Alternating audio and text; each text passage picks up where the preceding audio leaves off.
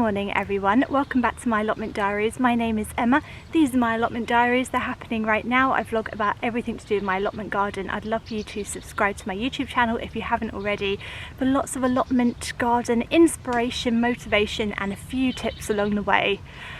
Though I am a bit of a gardening novice, a bit of a beginner still. I think you stay a beginner for a very long time. That's why I'm still calling myself a beginner. I make lots of mistakes, but I also have a few successes.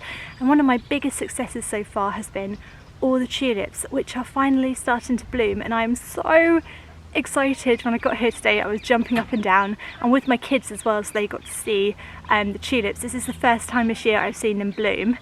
They're stunning. I love them. I planted so many. I've got some behind me over there as well, which I'll show you in a minute.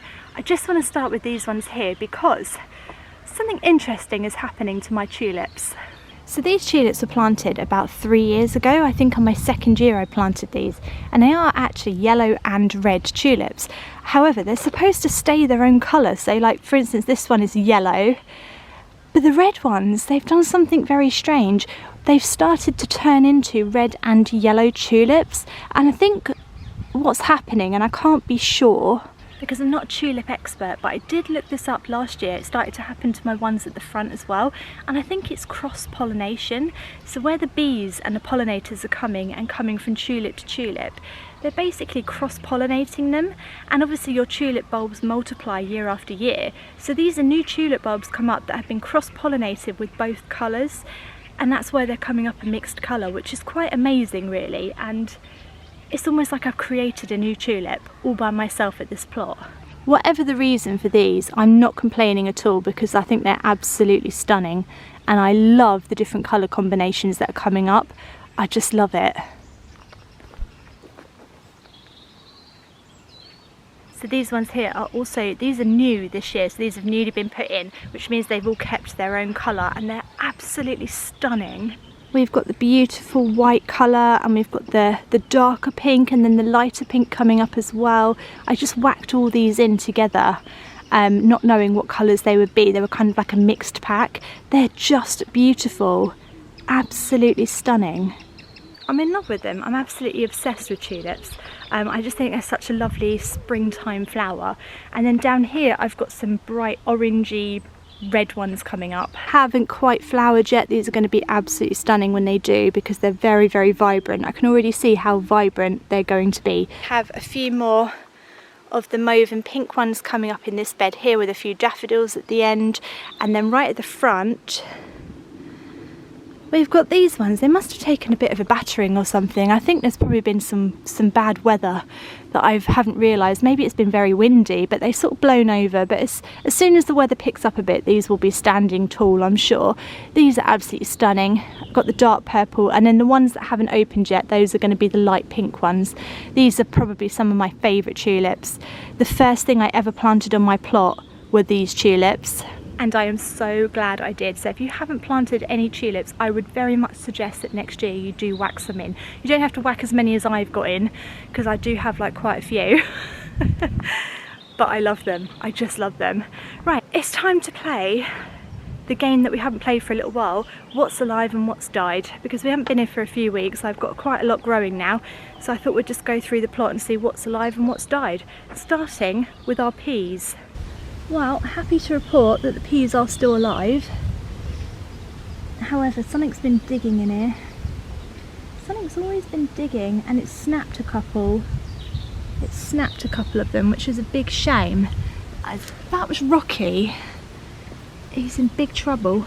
Most of the peas are okay, and actually what they're starting to do, which is a really good sign, is starting to cling onto the structure by themselves. Always a really good sign. Don't know if you can see, he's clinging on there, and then down here, look, he's clinging on. It's always a really good sign when they start to cling on by themselves. I'm surprised that the slugs and snails haven't got to these. I'm really surprised, but I'm very happy. Don't get me wrong, I'm thrilled. Just ever so slightly confused as well because that just seems really lucky. Right, we've got some sweet peas down here. Are they alive or have they died? It's an exciting game. You should play this with your kids. Most definitely alive. Yeah, this is where I've chopped them off myself. Okay, they're not clinging on yet, but they are producing little spindles now. Hopefully they will start to. They look all right, you know. Yeah, very much alive, very much alive. Great successes so far, all alive. Broad beans, we planted out some more broad beans the other day that I picked up from B&Q, I don't know if you remember. All alive. All looking very much alive. I think we've had one that's probably had a bit of slug and snail damage, but to be honest, on the whole, they all look okay. And then this one here is coming back from the depths of despair. Sort of. Has he been eaten again? Something eating him again? They're relentless, those little slugs, aren't they? On the whole, alive. Happy to leave these to it, to be honest, really happy. Down here we've got our potatoes that we whacked in, and so far I haven't seen any life, but I'm just going to, don't tell anyone this, but I am just going to dig a little bit and just see if they are alive, because I always get panicky that they're not alive. Don't do this. You don't need to do this. I just do.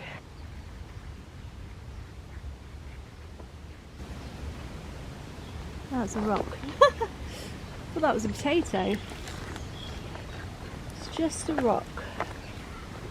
Oh, we're just going to have to leave them. We're just going to have to hope for the best. We're just going to have to hope alive.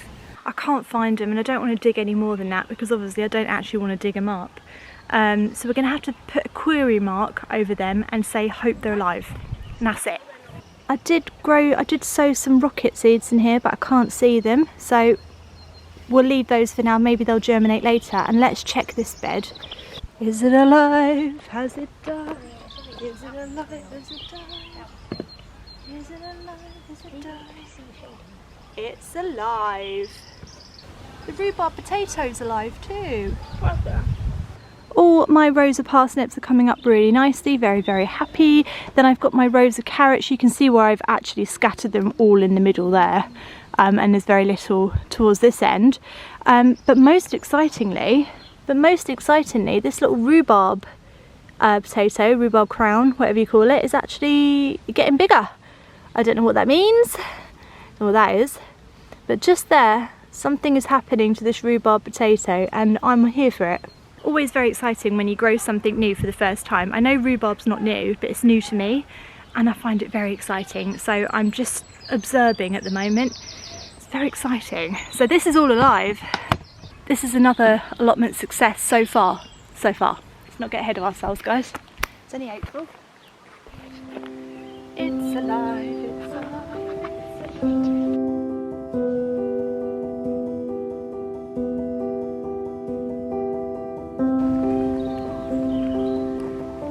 So, if you haven't already watched the video where I made these lovely hoops for my brassica structure, go back and have a look at it, because it's been really, really successful. It's been the biggest success on my plot so far this year.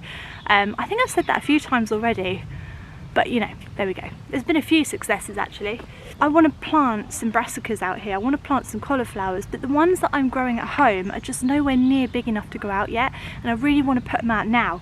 So I went to B&Q again. I know I'm cheating this year, but you know what? It's not really cheating, because vegetable plants are vegetable plants. Like, gardening's gardening, do you know what I mean? So I don't feel like I'm cheating. These are £2, and I've brought 1, 2, 3, 4, 5, 6 really good sized cauliflower plants, which are going to go straight in the ground now.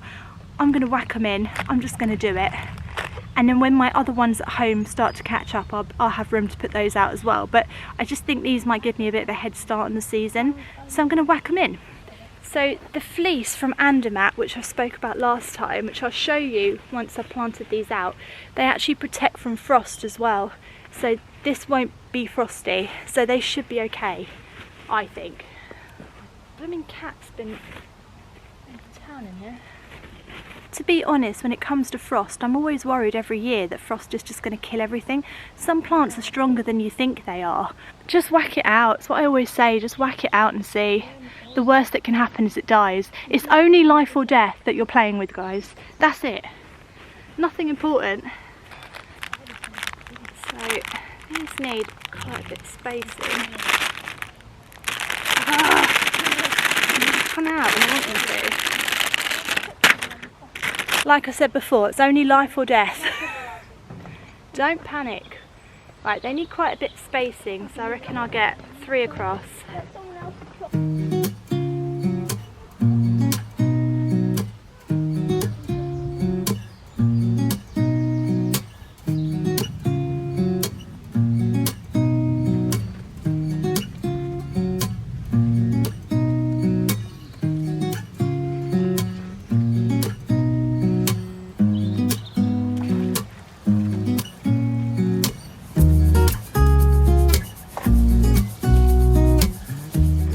Andermatt, the company that sent me the netting for this, which I'll show you again in a minute, have also sent me some Slugless, which is a natural slug deterrent thing.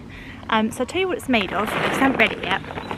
Okay, so it's made from a straw-like consistency, a bit like Strolch, which I'm a really big fan of. I always go on about Strolch because it's so great. This is sort of made from the same sort of thing. It's made from a straw-like material, and it says that it basically creates a dry, spiky surface which irritates slugs and snails with added biochar, so that they don't cross it. It's completely natural and made from British straw, and it's safe to both pests and wildlife. So it doesn't kill them or anything like that, and it's safe for other wildlife. I'm a big fan. I'm going to give it a go. So let's whack it around and I'll tell you how well it does. We're always on the hunt for better protection against slugs and snails, and anything natural, massive fan of. So let's try it. Okay, this was not what I was expecting, but let's whack it on anyway.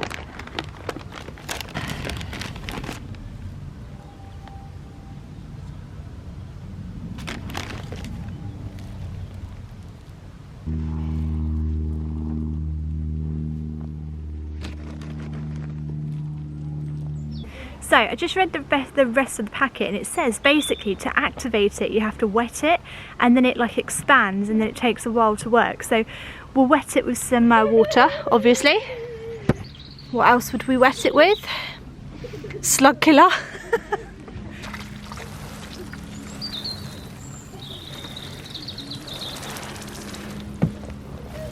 So that's what we've got. It's a bit like those wool pellets, isn't it? Wool pellets. Anyway, we'll see how well they do, and I'll keep you updated as always with all these methods I try. I will keep you updated. I do tend to say that a multi-method tends to work, so trying lots of natural things instead of just one tends to work better, but we'll see. Right, let's get this net on.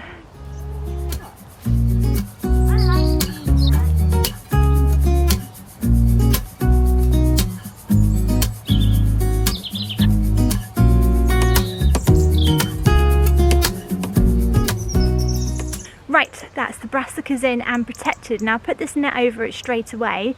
It's 100% natural, so it's made from cornstarch, I think, instead of plastic. It only lasts 2 years. I've said this before in my last video if you didn't see it. And then it biodegrades down, so it's really good. It's much better than using plastic, and it will stop cabbage white butterflies from getting to my brassicas. And don't forget that you don't need your brassicas to be pollinated for them to produce a crop, because a cauliflower and a broccoli and things like that, they are basically flower buds. So if you leave your broccoli for a long period of time, it actually flowers. So all those little green things that it looks like a tree, they will open up into flowers. So we don't need them to turn into flowers, and if they do, I'll take the netting off and let the bees have them, but we eat them before they turn to flowers. They don't have to be pollinated to eat them. So if you're worried about that, don't be. Basically, don't be worried. They'll be fine. Anyway, it looks a bit like a spaceship or some kind of tent. Looks cool though, and it's going to work, so I'm happy. I just wanted to do a super quick update of my pond, because I haven't shown you my pond for a little while, and it's looking so pretty. So I completely gutted this pond. I took everything out of it, and then I put everything back into it again to try and make it better. And I think it is better. So we've got these gorgeous tulips coming up now, and then we've got the shrubs in between, which I think are going to be a lot better and hopefully stop a few of the weeds coming up as well. And then we've got some irises that are coming up. We've got our pond plants in the middle. Some of them have died. Maybe they'll come back, maybe they won't, who knows. Fingers crossed for them though. And then around it I have planted some wildflower seeds. I don't know if it's coming up yet. Yes, actually I think they are coming up. These are 100% Californian poppies. I know them anywhere. So we're going to have Californian poppies around here, and there's lots of other little seedlings coming up. I think some of these could be wildflower seedlings. I'm so excited.